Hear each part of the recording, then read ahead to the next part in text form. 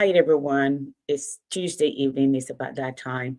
It's good to be back to have a conversation with you. Again, this is Cindy Martin Paye. I am a war survivor, an educator, an advocate for women and children, and I'm here to have a conversation with you regarding the forward march of mankind, especially women and children. I have a few things I want to talk about tonight. I would like to talk about. Actually, I'm going to start with America because this is where I am. This is where the nation that took me in. When we escaped war, and those of us who have seen what that looks like, usually the antenna goes up right away when you see signs that you can recognize. So tonight we're talking about leadership. Leadership in the motherland, leadership in the United States. What problem, okay, that you were looking to solve that your leadership have found an answer to what to solve?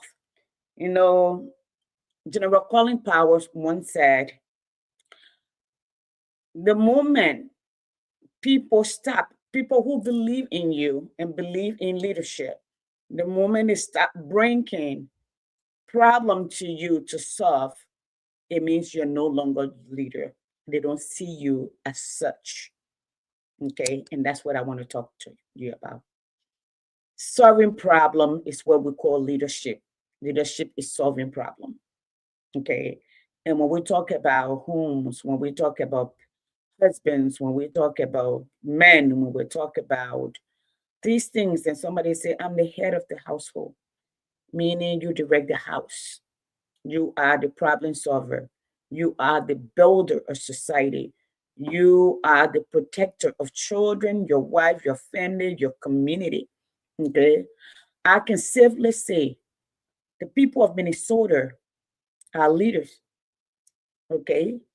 They have literally set the tune. Like the people of Boston, what they call Boston Tea Party, who initiated what America will become.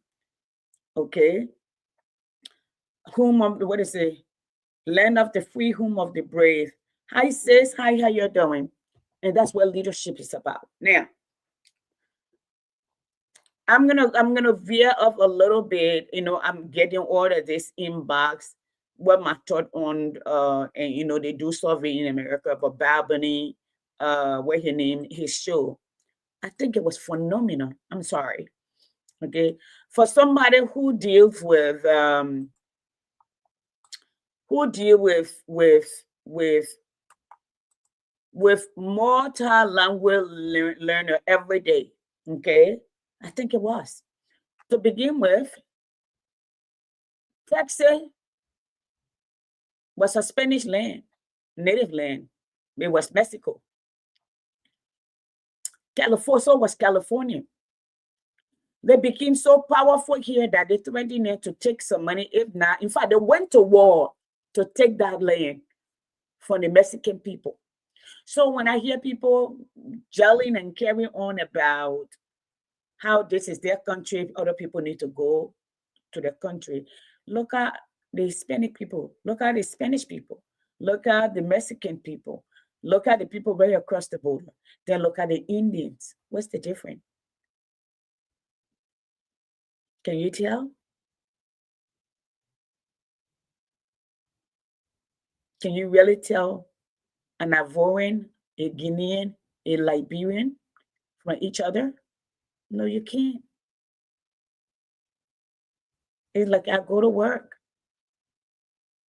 Until I speak, you don't know if I have an accent or not. Most people always think I'm Jamaican.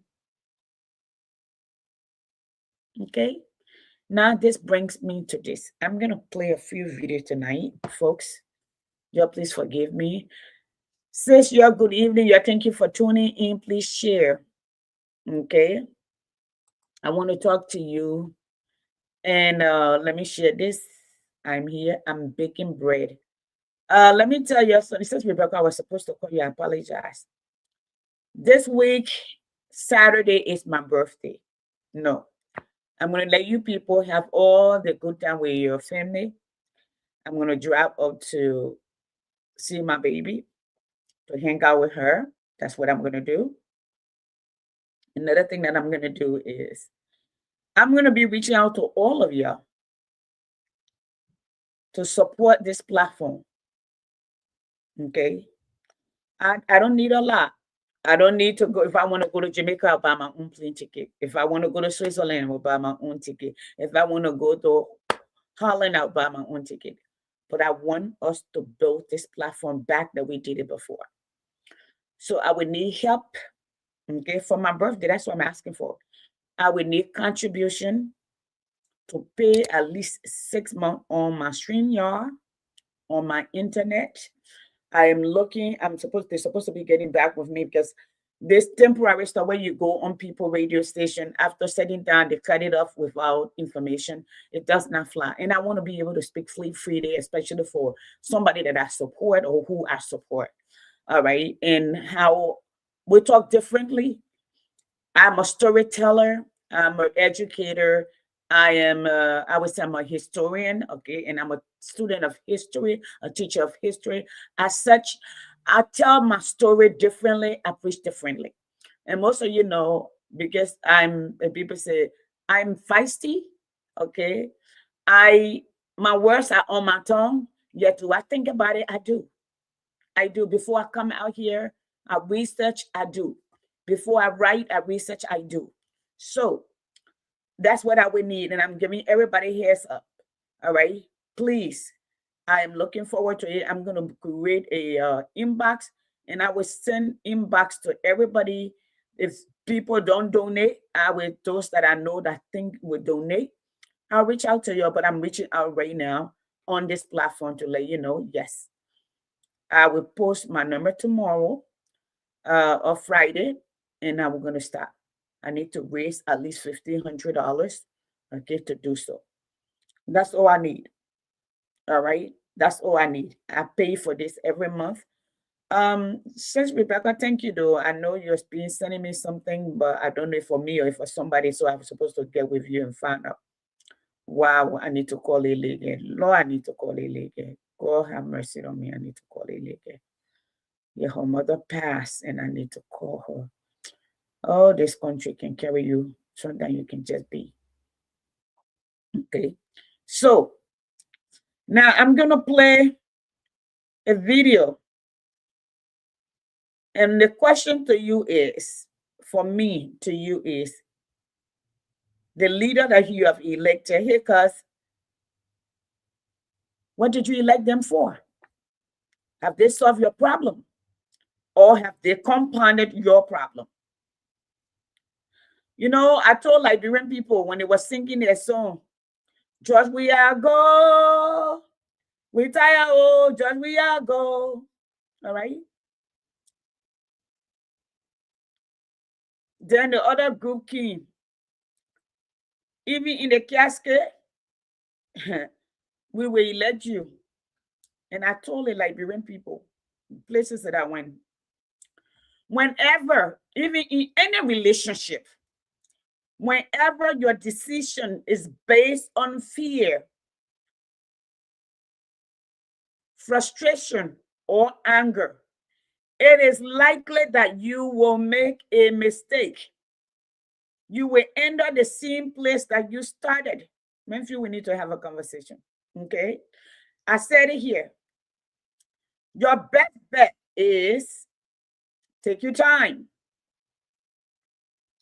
Do your research. Do your homework. Then, after you done the research and do your own analysis, how do I fit into this person's vision? How does the nation fit into this person's vision?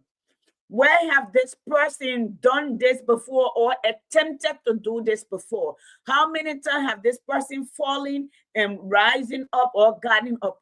And when push comes to shove, this person take initiative or is the person accountable? What is the character of this person? We put all of that in perspective here.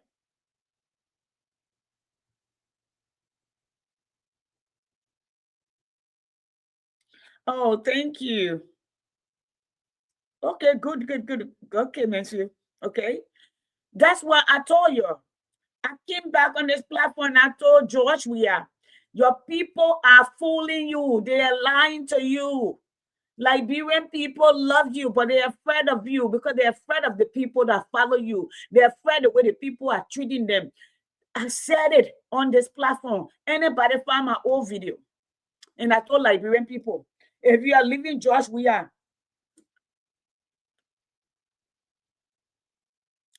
best choice is not Pape Boaka. I said it. But again, people do change.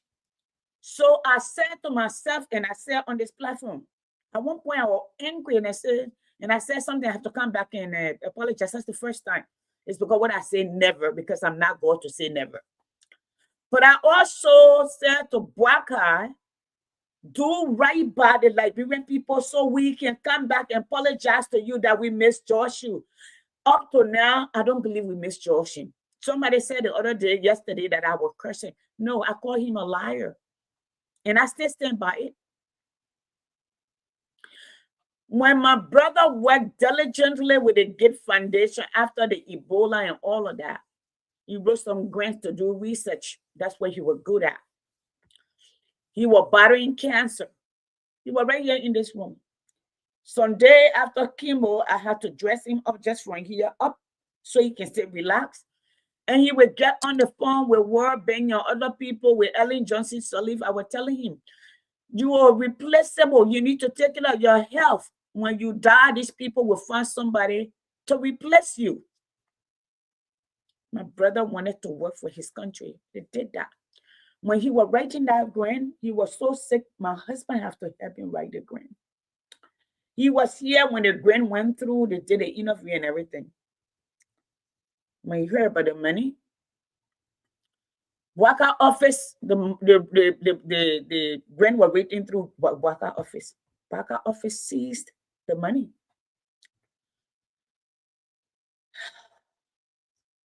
The BDS Sander, the Steve Koya today, the one when you were talking, I know all of these people. The BDS Sander, the Steve Koya, the where the other one, the Cassidy, whatever they call themselves, they decided they would seize the money. And all of y'all know Imaya Tulenyo Dodo from Nima County. We can support you, we can follow you, we can be nice, we can be loyal. But don't take that loyalty for stupidity. Don't let us lose on you. When they went back and forth, Pape Boaka pretended he didn't know what was going on. Dr. Dolo went on social media. He went to this perspective, did an article on that money. After he posted in the newspaper, Ellen was not in the country, Ellen was out of the country. He said to them, to the Boaka office and to the Pape Boaka, and say, if you don't give the money to be used for what it was given for, you will send the money back, because I will call the people and tell them they need to take their money back. Ellen had to get involved for them to release that fund to start the research with that money. That was the first one. I'm not going to talk about the second one. I'm going to leave that. But that did not hurt me. That was fine because my brother went back to support him. What hurt me the most was because I've hosted Omer Boaka and Alexander Cummings. I have stayed dinner for them. I pick up Boaka from the airport. Alexander Cummings, I escorted him, and all of that. And this is not about Alexander Cummings tonight. I'm bringing this to bear to tell you about leadership, why we are where we are. What we are not by mistake. We're here because we chose to be here, and we continue choosing to be here. And so, so the Lord that broke the Campbell back for me when Papa Boaka took off, put his hand on the Bible to say that he did not know Alexander Cummings. And the story went around and around and around. And then I started thinking, because I've been with them in so many rooms. So I decided, where are some of these videos? I started looking for the video. Then I posted that particular video from 2015 here,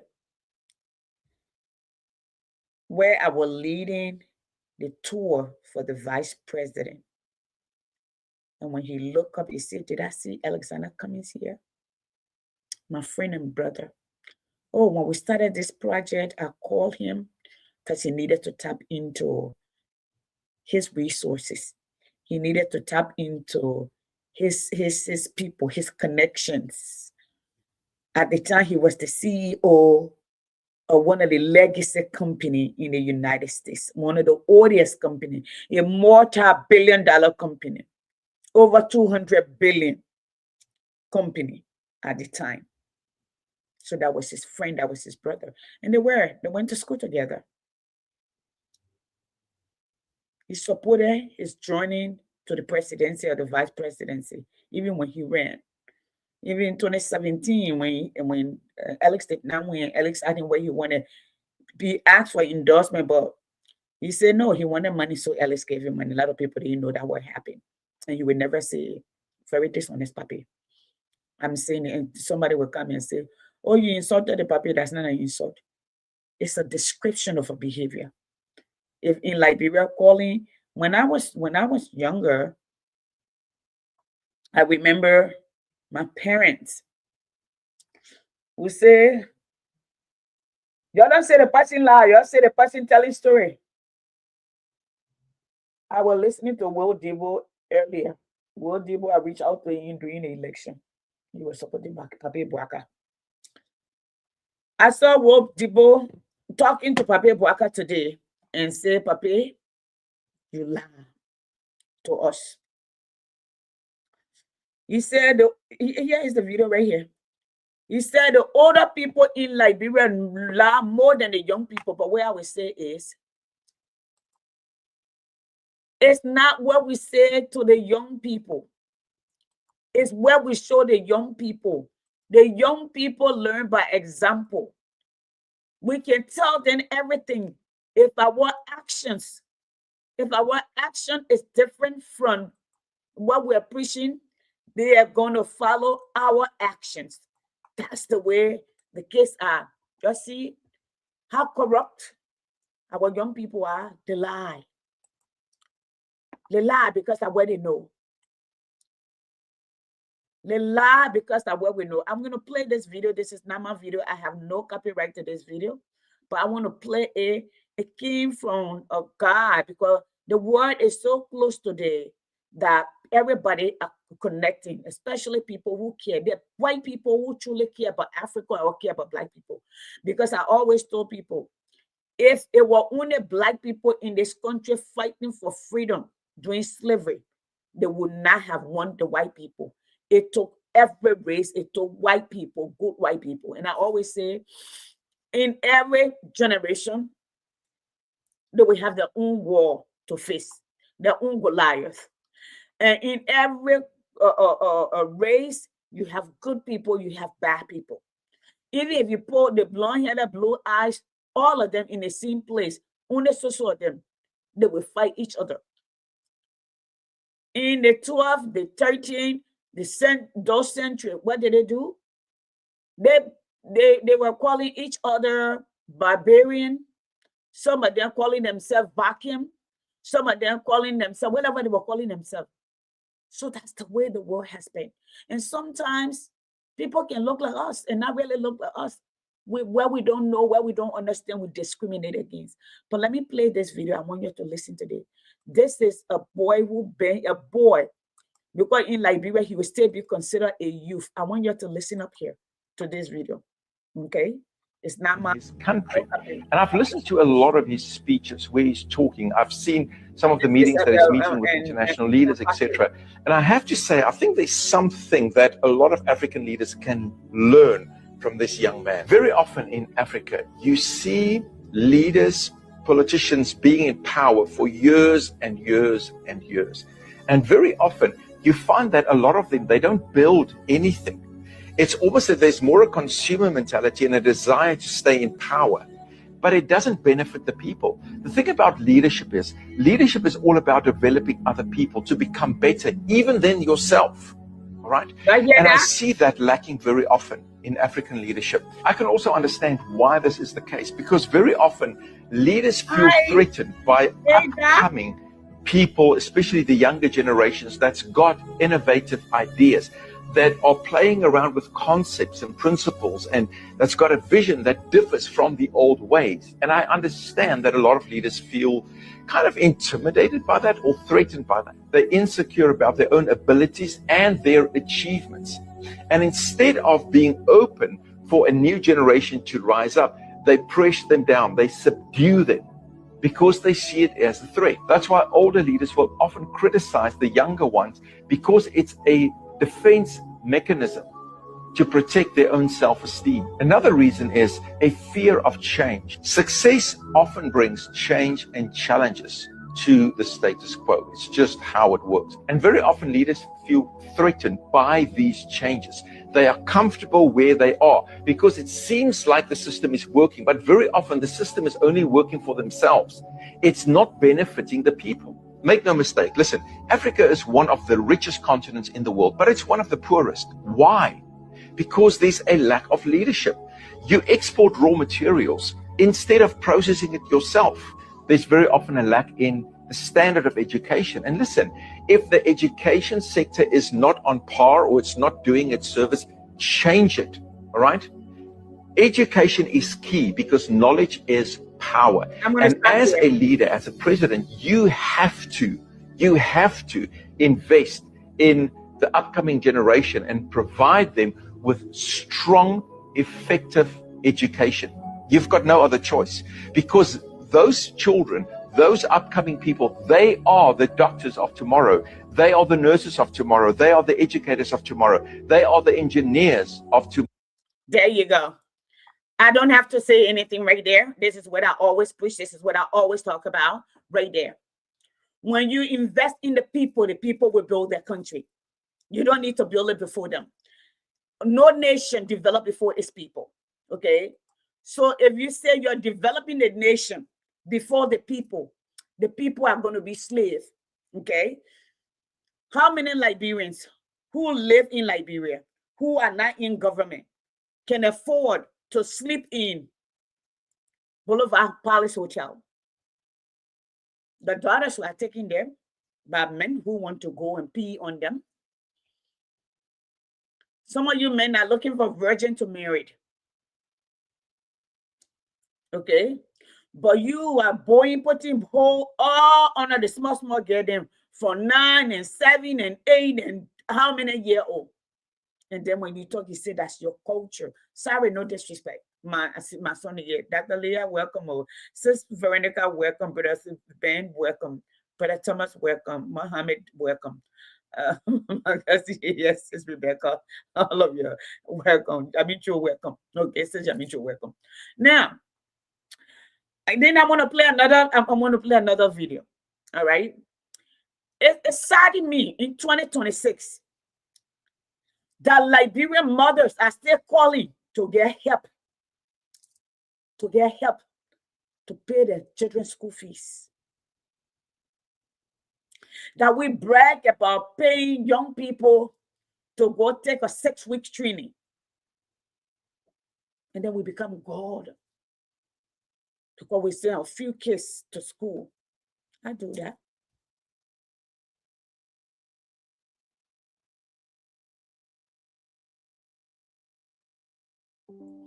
Leadership is about solving problems. The last I checked, we need a school for our children. You know what really was puzzling to me the other day? I listened to Tianwan Gonglo. I don't know how many of you heard it. Monrovia have no high school, no public high school. You know what's sad? The senator can build a school and build universities. The minister can build schools and build universities. But the government cannot build school. They got to go to World Bank to beg them to build school. It is intentional. But they're not just failing this generation, they're failing the nation. Because knowledge is power. You know, Frederick Douglass said, knowledge makes a man unfit to be a slave. I listened to Jerome Gayman, Professor Kennedy this evening. And the other day, I was asking the question on my face when people would come cursing. I said, what are your geniuses of society? You know who we call geniuses of society? The geniuses of societies are your engineers. Okay? They're your urban planner that you call in Liberia city planner. Okay? They're your economists.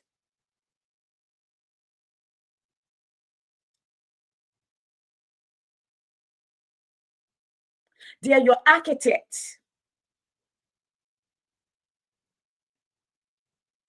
They are even those who draft. And you know what they are? Those are the builders of nations. You know, one of my cousins told me way back when he works for Ellen government. We were at the hospital. His mother was sick, my aunt. She was battling cancer. And he said, yeah, I follow you. This is like 2015, 2016, around there. He said, I follow you. He said, you were born way before your time. Liberia is not ready for your kind. You are too idealistic. Somebody like you in Liberia, you will either get frustrated and leave, or you will get killed. Those would be your path. And I said, God forbid. And I can see that now. That those who were screaming in our ear yesterday about change, and they're worse. I spoke to this. I'm going to play this another video right here, folks. Okay. I will put this video on there so you can listen to it. But I'm going to play this other video. This video right here is Will Debo. Will Debo, or Devo, during the elections, I've seen some of his video. I reached out to him. And he said, I'm supporting Pape Bouaka.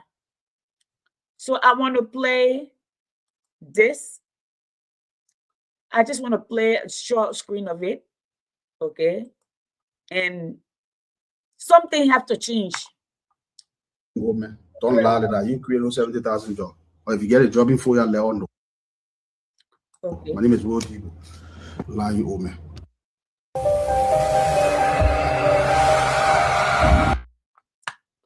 So that was Will supported Pape Bouaka. All right, I'm going to see this before I share it, because I'm trying to see what he's doing here.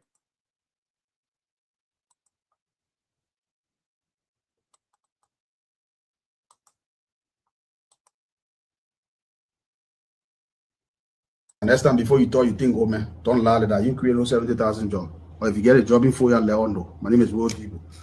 Lie you owe me.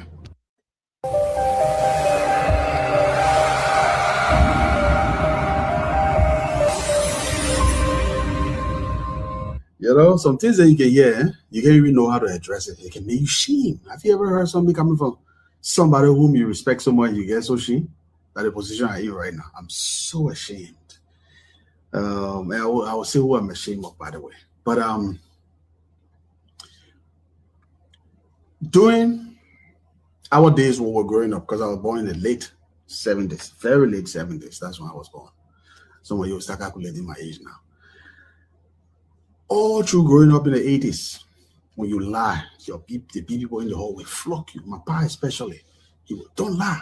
I'm Nigerian, I can lie. They will flock you for lying. My mom will whip you. My older sister, Fatu, you know, most of you know, she will whip me or she will whip everybody else for lying. So we grew up knowing that lying is not good. So our old people now will not even try to lie because they want to teach us how to not lie. But nowadays, it is common among the older people now. They lie more than the small children say. Some of the older people can lie the bitterness out of Jorobo. They will lie the bitterness out of Jorobo. Jorobo will get sweet like honey. They can lie. It's so bad. And it's so disgraceful.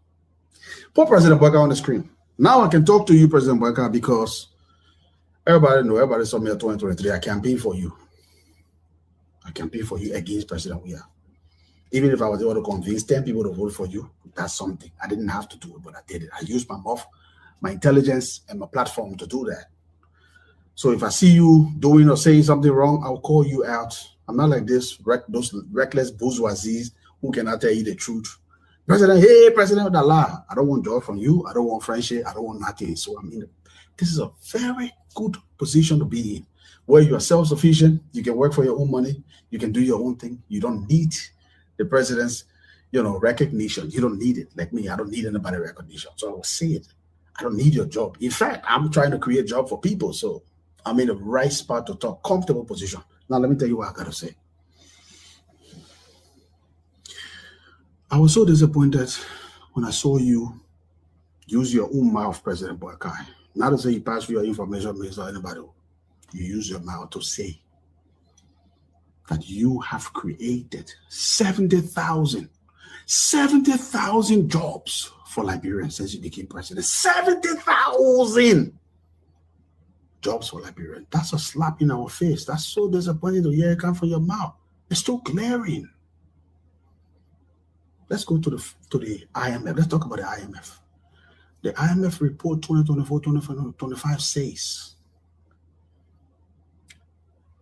88% of our workforce depends or comes from the come from the informal sector.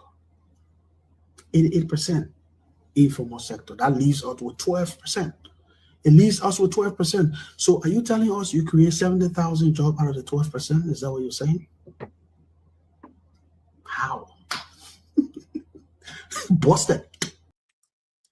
So I wanted to bring that to bear. Some people will come in my inbox and say, "Wow, that's not the way you run campaign. You're doing this, you're doing that." I'm not running campaign. I'm just letting you know the decision what we make. We've made the decision already. We have a responsibility to hold the people that we choose accountable. It is our responsibility. Okay? There's this little girl.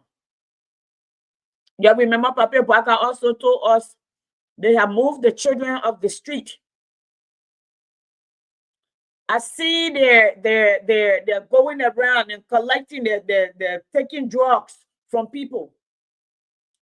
But we also know that about 3-4 years ago, there were over 300,000+ Liberians that were strung up on drugs. What is the release? Leadership is about solving problems. Leadership is about vision. It's about changing people's lives. It's about touching lives. It's about changing your culture. When they talk about conquerors, when we talk about people like Alexander the Great, when we talk about the Pharaoh of the Pharaohs, when we talk about Julius Caesar, the reason their name rings is because they set their country apart. They made their citizens that people respected them. That's what it was about. I started to talk to people this morning, and I was saying, when I travel a lot. So when you travel around the world with a U.S. passport before this orange man, You knew you came for the country that were respected. Although at the back of the mind, you know there are other people who hated the United States. Okay? But you were respected. When I watched at the Winter Olympics, that Americans have to come to defend their country, to defend their stand on public. But and then you got the mega fanatics say if they didn't want to represent America, then they didn't have to come. These people have been training from the day they were born. They did not go because of you. They went because it has been their dreams. They went because they put in the time, because they went through the grueling to get to where they are, because they were best among the best to represent this country. But America has always stood up and protested. So where else can they protest? Where else can they speak up? Where else can they let the world know?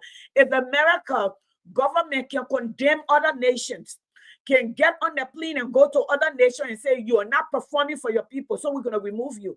The people will stand up and we will stand with them. And you know, they got this junk going on here and say, oh, we're going to send the people to come to Bali. We will be out there.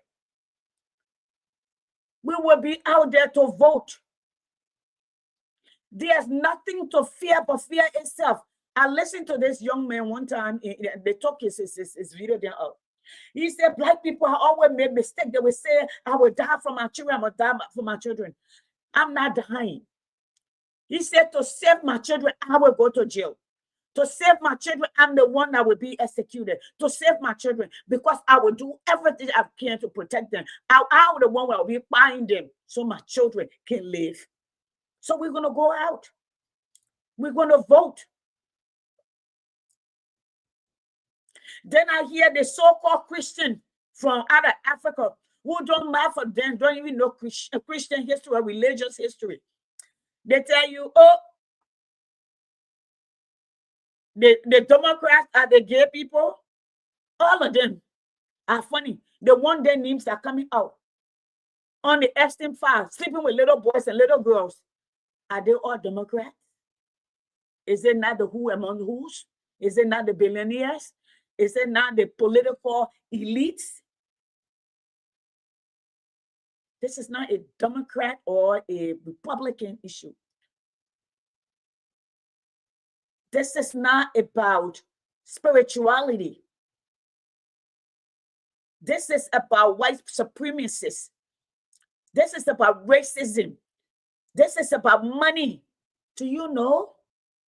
Do you know? I will play this English man video to you all, and the people might take it up, but it's going to be really short. I'm not going to play it very long. Okay? This Englishman is somebody all the way in England is able to sit and analyze. That has to do with thinking. And that's why Liberian government have refused to educate our people, because you cannot control an educated person. Okay, I'm going to put it on my Facebook later. They might take it down. They are even reduced, because I've been talking on this issue. They have reduced my monetization. And I'm not the one to say, you know what, because this, I'm gonna deviate from I'm gonna deviate from talking about what I know. If I speak for women, it does not matter if they're in America. These are children. When you have a little boy say, I was adopted, okay, and my adopted father was selling me, so and so person was with me, and you think, I live in America, this is where my children are, and I'm not going to talk about it. I will.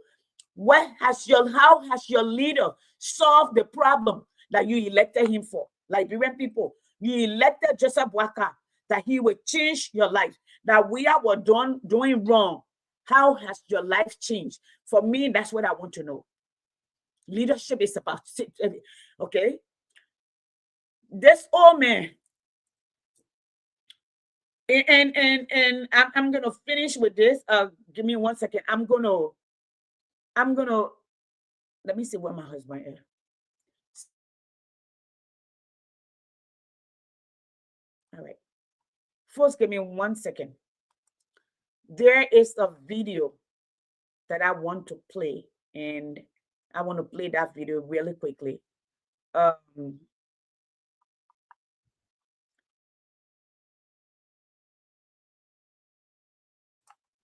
I wanted to find a video. I wanted to play a video, but I don't know if I can find it. Okay. I'm not. Y'all give me 1 second. Give me 1 second. I'll be right back. I'm cooking.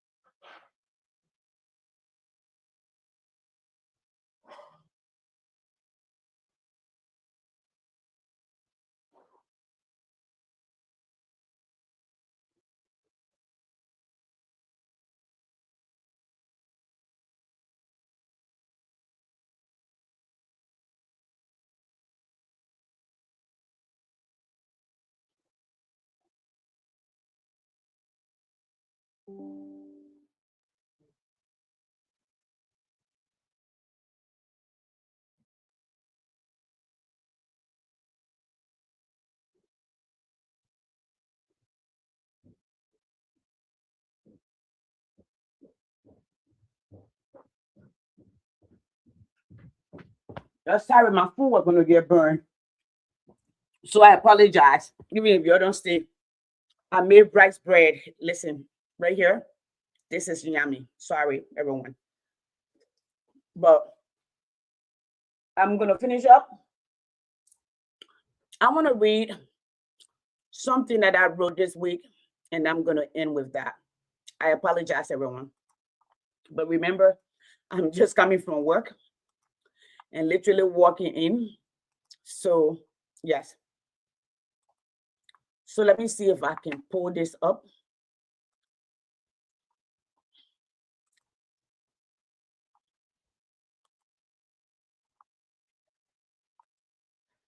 Okay, so I'm trying to see if I can pull this up. Hey, Prince. Hey, Patient. Okay. Why is it doing this? No. Okay, it's pulling up. Okay. Yes.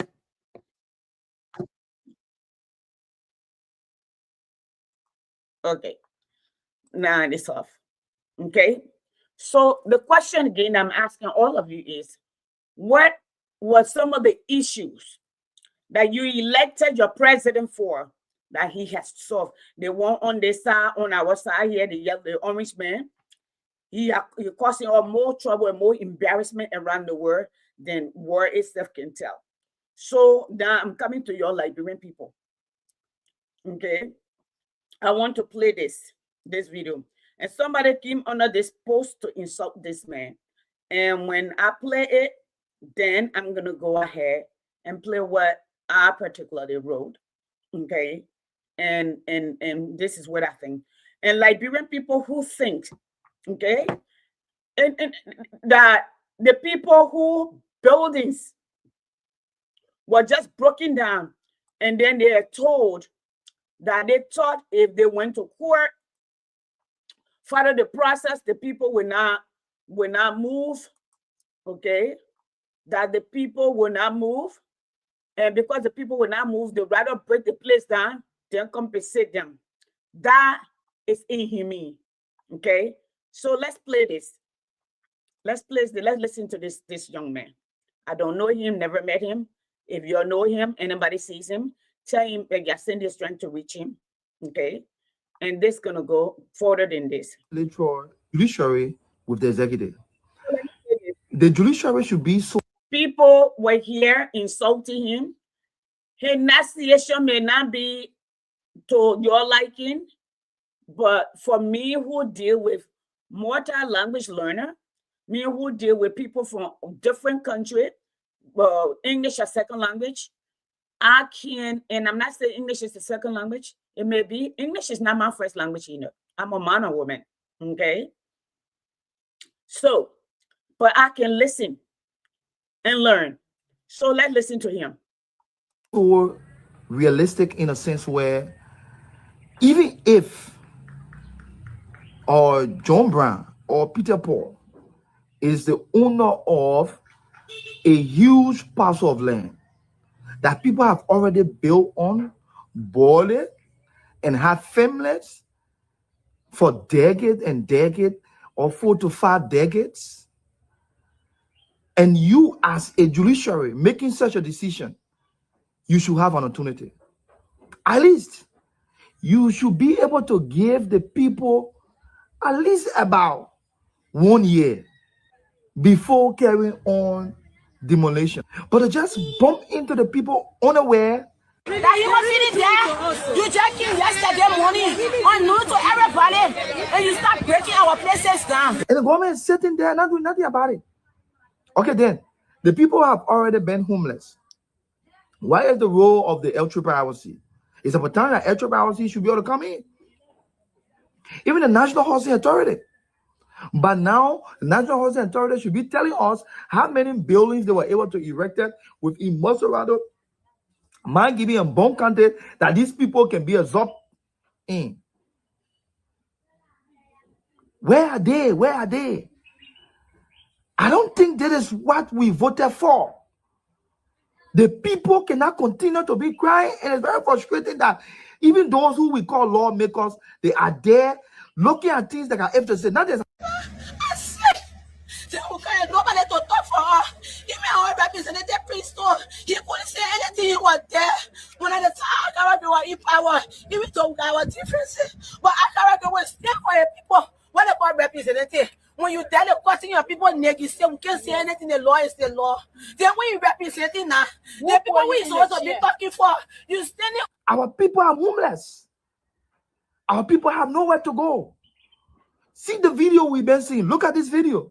Oh, my money. My money, oh. I just actually for like 30 days, oh.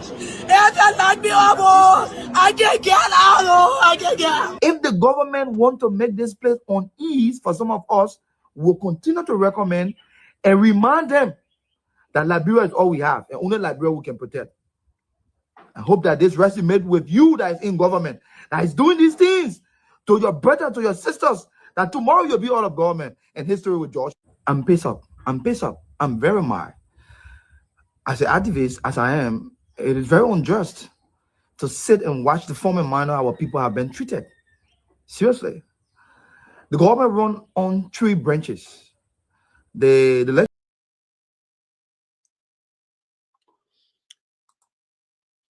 So here is my thought, and I'm going to read it to y'all, and we're going to call it a night. I've been here longer than I should have. And I am very, very embarrassed of those who think this is the way it's supposed to be. That's not the way the world works. That's not the way any nation that have been to war and recover and stay together, that's not the way it works. Number one, they revisit their constitution. If we say it is because of the constitution that we went to war, let me first start. I wrote this. I want everybody to listen up, and I'm going to read it again. I don't see so well, so God, please forgive me. Okay, here it is. Reimagining land, justice, and post-war responsibility in Liberia. We went to war. Every nation that I know that have gone to war, that at least I have learned about, okay? The Vietnam, the Japan, Germany, and the United Kingdom, the United States, Singapore, South Korea. Let's go to Rwanda. There was a post-war reconstruction. Japan dismantled their system that was in place before to create a new nation, to come from a monarchy to a parliamentary form of government. Vietnam split and they fought because they wanted to be a communist nation. China came from a monarchy to a communist country. The first government that took over Mao Zedong. Mao Zedong did not do well.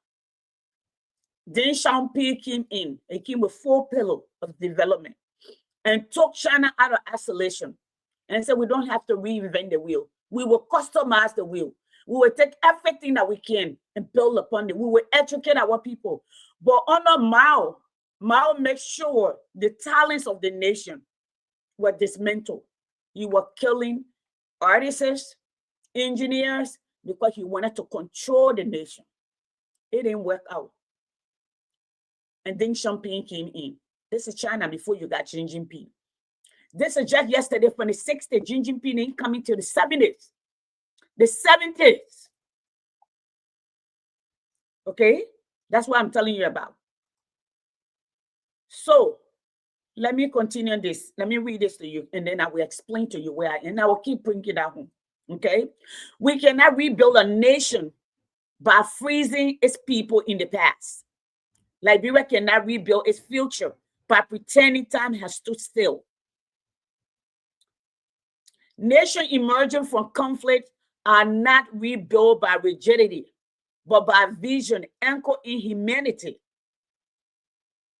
In Liberia, it is unproductive and ultimately visionless to suggest that one land has been designated. It can never be considered or reconsidered.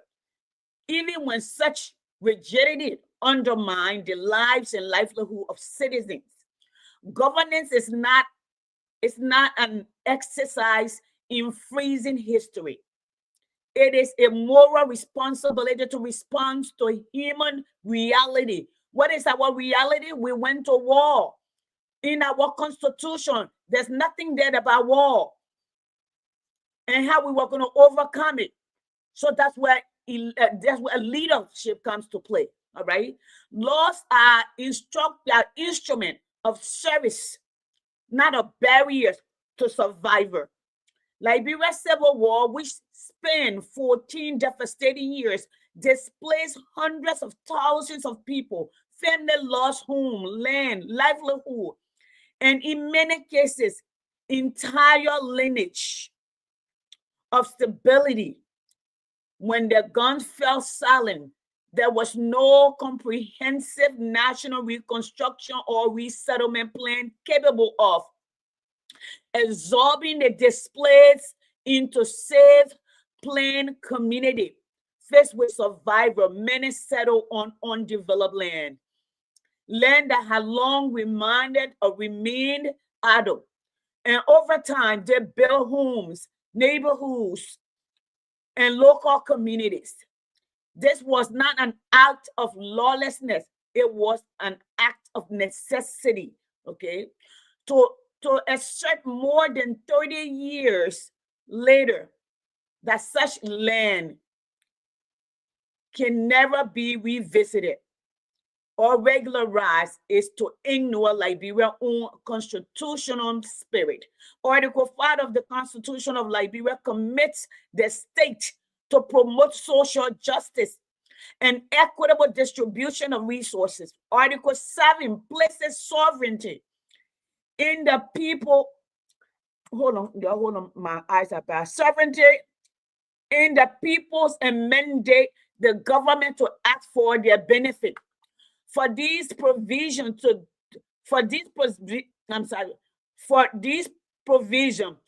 do not endorse indifference to human suffering. They demand adaptive governance that prioritizes dignity, peace, and national cohesion. Okay? History reinforced the point.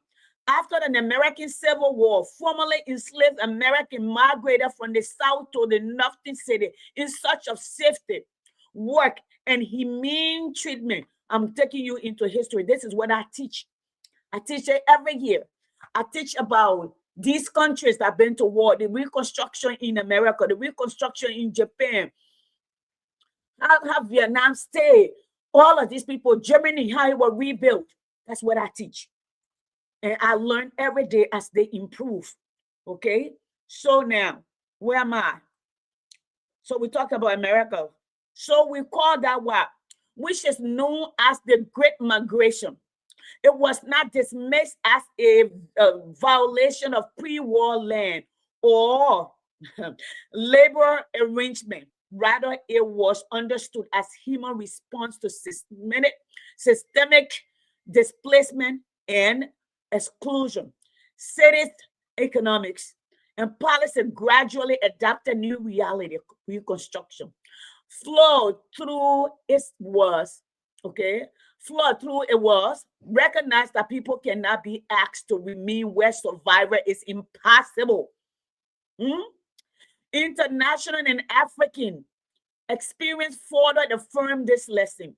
Countries that endure wars and devastation choose flexibility over paralysis. Okay, Singapore, South Korea, reform land and housing. Okay, policy after period of instability prioritizing Singapore and South Korea, reform land and housing. Okay, I think I'm going, I'm a little bit blind, folks. My glasses not here. Policies after period instability prioritizing resettlement, public housing, and inclusive planning. In Africa, Rwanda reconstructed land tenure after the genocide to address displacement and prevent renewed conflict, while Mozambique recognized post-war occupation and customary land use as a legitimate foundation for rebuilding livelihood. These nations understood that post-conflict recovery requires meeting people where they are, not pushing them for adapting to trauma. Liberia has now lived with the consequence of war for more than a generation. Children have been born, raised on land settled after displacement. Communities have taken root. Social network, informal economics, and identity have formed to disregard this reality, to deny the passage of time and resilience of the Liberian people. Justice in this context is not a straight immobility. It is a thoughtful reassessment guided by peace, inclusion, and national stability. Okay, and we close with this. In closing, Liberia's path forward cannot be built on absolute that ignore history. True leadership after conflict is not measured by how firm leader insists that nothing has changed, but by how courageously they ask how the nation can heal. Land policy, like governance itself, must remain living instrument. You know how we say the Constitution is a living, breathing document, that it must meet current reality, okay, and make the necessary adjustment, okay, responsive to human dignity, constitutional value, and the long work of rebuilding a nation wounded by war, but rich in resilience. Now, I did a lot of work. Okay, Go on My Wall is there. I just wanted to bring this to bear. Okay, Liberian people, and I wanted to read this aloud. Let me say to all of y'all, Liberia does not have to reinvent. Liberia just needs to customize to fit where we are. What is happening in Liberia is a disgrace. And when I hear Liberians, you see the heartlessness that we kill people the way they kill. Now, what people were looking for people they live with to kill them. That's why people were looking for people that they work for to kill them, or that work with them to kill them. That's why people were pointing out their neighbors to be killed, because we are wicked. 15 years of war. So then if the land belonged to people, how the warlord then got land? How the lawmakers then who just coming to Monrovia, how they got all the property they got? How these young people who got in government, all of a sudden they got all this property, how did they get it? Some of the people whose homes were breaking down, they have been over there. They own the land. Some of them have sent me their deed. But because you want to pass it down, the way we have developed, when I came to this country, 30 some more years, almost 40 years ago. Norcross was the place to be. But as the population grew, the people didn't clear the homes. They built new communities, new cities. And as they built, and the people, they were attracted, the people moved. Who wanted to live in the old place? Who wanted to live in the place where the Raja now eat under it? Who wanted to live in the place where the roaches are there? So we move. As we migrated to other places, the people begin to rebuild that place, to modernize it. Then people started moving back there. Monrovia is not Liberia. And those of you who say the people must go to the place where they come from, you also tell the government, let my people keep their gold money and their diamond money. Let Babalu people keep wherever they have in Babalu. Let Nimba people keep the iron ore money with Bikana, whoever it is. Grandpastor got some. If Grandpastor don't have it some, we will pass through their land. Let them keep their own money.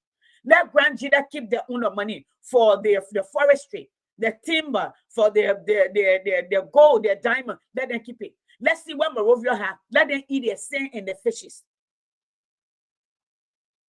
That's how I see it. But leadership is about solving problems. Nowhere that I've learned about, that I studied, that I taught my students that have gone to war, that you say this is the way it is, it cannot change, it will relapse. There will be relapses. You'll kill our people in cold blood for no reason. You'll say you were coming for Doe. You'll kill Doe 1990. Liberian government took the street. The people that I saw to my house were government officials. Those who went to our house to kill us, they were AFL people. Yes. And we ran away.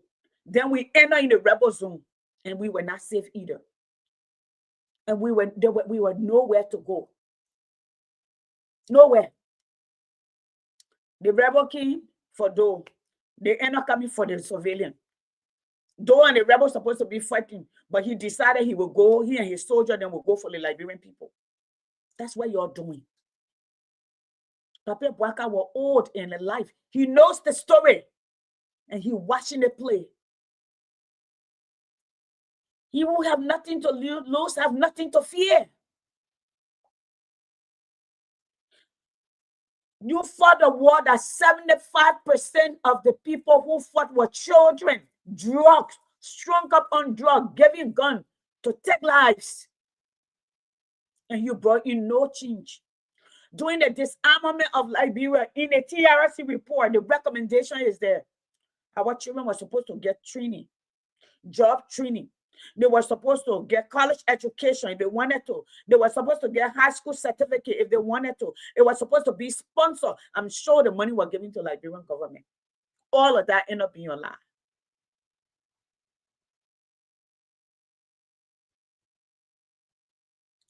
Liberia needs new direction. Liberia needs a different kind of leadership. Liberia needs a leader who have not been part of the system that is corrupt, that is built. Okay, that's what Liberia needs. Liberia needs to look at people. I have outlined and profiled some, and I will continue to profile. I have put Alexander Cummings out there. I have put Chanwa Gonglo out there. Alexander Cummings is a man who have traveled, who have worked. He has managed over $100+ billion account, money, industry, raise people from engineers to architects, to financier, to what do you call it, to economists, to business managers, different business processes, logistics, supply chain, okay, production line, innovators with patents.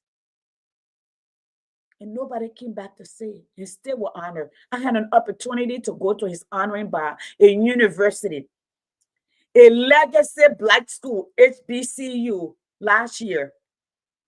And I was honored to be there, to be a part, to hang out with him.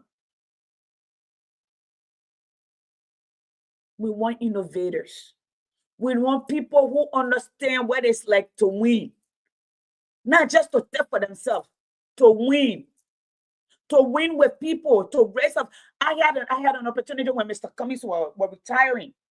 And I went to the retirement party. Yeah, we have been hanging around Mr. Cummings for a very long time. And these people came from everywhere. India, okay, Pakistan, East Africa, you know, like the Tanzania and the Kenya and all of those places all over Nigeria, West Africa, and those people. Italy, they came from everywhere around the world to honor this man. And some of them, he didn't even tell them he was retiring. And they show up, they say, we heard it, so we came. And there were people giving a testimony. This one young man was a Liberian young man who said when he applied to Coca-Cola, he had not met Mr. Cummings. But people said to him, there is a Liberian, and they're asking, are you a Liberian? Because you know our accent, no matter how long it is. He said, there's a Liberian, the CEO, yes, a Liberian. He said, really? So after the interview, somebody went to Mr. Cummings. Mr. Cummings left his upstairs. I've gone downtown and taken pictures of what Coca-Cola building look like. I will take my time again. I will go downtown. This time, maybe you're listening. I will record it. That's not the factory in Painesville. It's a corporate headquarters. Mr. Cummings didn't work in factory. Factory is the down the line. That the person who makes sure that from the top, the people who manage, who make sure the factory stay alive. There are layers and layers in business management. I can speak to that because I work in factory. I work for an engineering firm. I work for a financing firm. I work for a bank, okay? And I teach now. So I know what it's like to navigate those places. I've never been a CEO, but I've been a middle manager. And the layers that come in between. I talked about Tiawan Gonklo, who put everything on the line for Liberian people. Taylor almost killed him. He tells his story. Yes, I had an opportunity here to visit him when the U.S. government had to get him out because Taylor was going to kill him. When they beat him and he was beaten with blood, he almost died and never stopped speaking for the Liberian people. I see Simeon, I think his name is Simeon Freeman, a businessman in Liberia. I see, and I would say, my own brother, Musa Ability. I'm simply telling you, y'all got option. This is not, it is this or that, because that's what y'all did. It's we are or it's Bwaka. Bwaka have no record doing anything. He bleeds everybody. They gave him the paper, they said, go read it. He don't verify. But I say enough. My time here is over. I would say good night to all of y'all. But leadership matters. And leadership is about solving problems. Leadership is about solving problems. I will let you see this child. You think about this child. I've been looking for somebody to find this child for me. I haven't heard anything yet. Maybe you will hear something. This child breaks my heart. I tell Liberian people I need time off from the Liberian people. But when God has blessed you, when God has taken you from nowhere and made you something and tell you do this, you can't just go without. You cannot listen. You can't say, Lord, and when he's telling you, wake you at 2 o'clock in the night and say, you must do this, you must do that. So I do. You're listening to this child.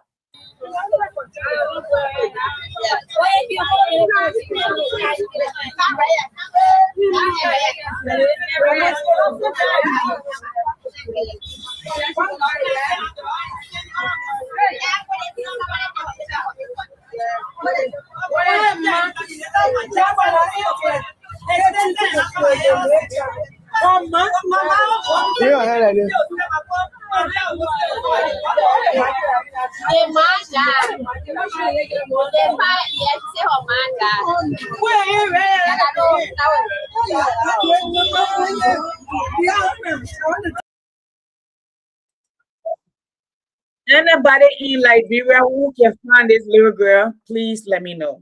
I beg you, anybody in Liberia, I beg you. And you see how desensitized we are? You see a child with finger all burn. You're putting that same finger and taking the box, putting on her head, so you can take picture. That child need to be in the emergency room. The people that did that to that child need to be in jail. That child need to be taken out of that home. And she's in the street with that kind of finger. The last I checked, the president said children were not selling in the street anymore.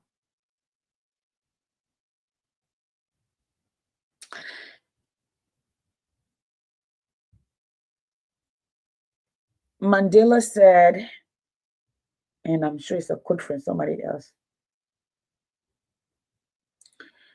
if you want to project the future of any country, see how it treats its current generation. That's how Liberia is. We have a long way to go. So as I conclude tonight, let me say to all of you, Sis Veronica, oh, there are more people here. Oh, okay, you're sorry. Oh, you're playing there here tonight, eh? Sis Rebecca, Sis Yamicho, my own cause, Brother Menfield, Mohammed Dukley, Thomas Colley, Brother Ben, Sis Veronica, Dr. Leah, Sis Yata, hey sis, Brother Joe Senko, Prince Williams, Hannah Wilson, my cousin, Patient Dance, Cecilia Freeman, Cecilia, what's up? Miada Dakina, the fire herself. Your inside, Ezekiel, good hearing from Sister. Yes. Yes, who is the Frank David? Well, what's up, bro? Alex, you're here. Uncle P, man from all the county. Oh, Aston, I didn't see y'all, but y'all played there tonight. Carly Vaba. Oh, wow. Brother Japa, you know, I will not, how you call it. So I'm going to say good night to y'all. I'm going to go eat my bread that I made. My birthday is this weekend. Like I say, I'm appealing to everyone. I'm not forcing. To help to keep the platform going, I want to get back on the air in Liberia. I don't want to go on somebody's platform where when they're tired or if I don't say what they like, they cut it off, then we got to start all over. Want to build the platform up, okay? But I want to be able to advocate and also educate in the respect that I know best, because our people need to see. I have a few persons that I've been profiling. My choice on top of that, I would like to have somebody who has proven record, who is able to. Okay, so watch out for my wall. I did a holistic profile, and I'm gonna go ahead and do. Thank you, sis. Thank you, sis Yata. I'm gonna continue to profile them. Yeah, the Alex Zana Cummings of the Word, the Taman Gunklo, the poor man lawyer, the Simeon Freeman, the businessman in Liberia, the young generation, Maliba, the businessman, Musa Beledi. And I'm going to give you option. I know who I support, and I told you who I'm going to support, but it would be naive of me to not give you other comparable. It's good to look at people, look at their character. It's good to have option to waver through, because that means you have a side by side. You're not just saying it's this or it's that. You want to navigate and see what's available to you. Compare those. In that, when you make a decision, you know your decision is right. And don't make decision because you're pissed off. We've been pissed off. We were pissed off. We brought war. We were pissed off. We killed Tober and the 13 people. We were pissed off. We destroyed the nation. We killed people. We raped children. We were pissed off. We said we must go. Okay? We were pissed off. Now we're pissed off and disappointed again. That means we have the problem. Oh, Stacey, I will start tomorrow. I haven't started yet. I will start. Okay, I will put the number up. Let me see. I will put the number up. I'm gonna put the birthday stuff. I'll put it up tonight. Then I will have it there. Okay, thank you for asking. I will talk to you later. Your good night. Okay, let's get going. Thank you so much, everyone. Good night. We will start tomorrow night. I will be here, but I will be on my phone, not on this platform. So let me say good night. Remember, leaders are problem solver. They're not excuse maker. They're not blame pass on. They are problem solver. The word leadership itself, it means problem solving. Okay, and that's what we're going to be speaking to. Y'all have a good night. Love all of you. Let's think this time before we make a decision. Let's not make decision because we're angry. Let's not make decision because we're scared. Let's not make decision because we're frustrated. Let's make decision, taking our time, analyzing, and being logical and far-sighted, and not just for us, but for our children, and not just to eat today. Maybe we need to sound like the guy from Braveheart, the Irish people. Okay, William Wallace. I will fight to my death today, but my children will live in a free nation of Ireland where they can decide their own future. We can say we will make the sacrifice today, but we can live in a nation where our children can own, they can go home, they can move when they want to, and live in peace. But Mr. President, the people that you have that giving you information, they're not giving you the right information. Do what is right. I will come back and apologize to you. Serve the Liberian people. Just stop stealing from the Liberian people. Create avenue for the Liberian people.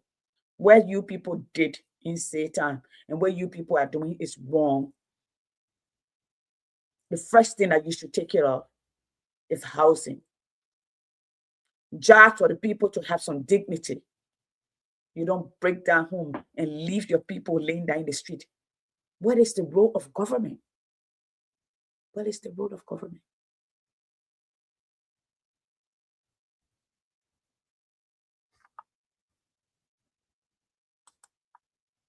Do anybody in Liberia know what the role of government is? What is the role of our government? All of these right here, this is what government is supposed to do. Healthcare, environment, defense, education, agriculture, national security, energy. That's what government is supposed to do. After war, government is supposed to provide affordable housing. In New York, up north, the government built a lot of, we used to call it projects, home that the people could live in for little or nothing. That's how you do it. Good night, everyone. Where is my...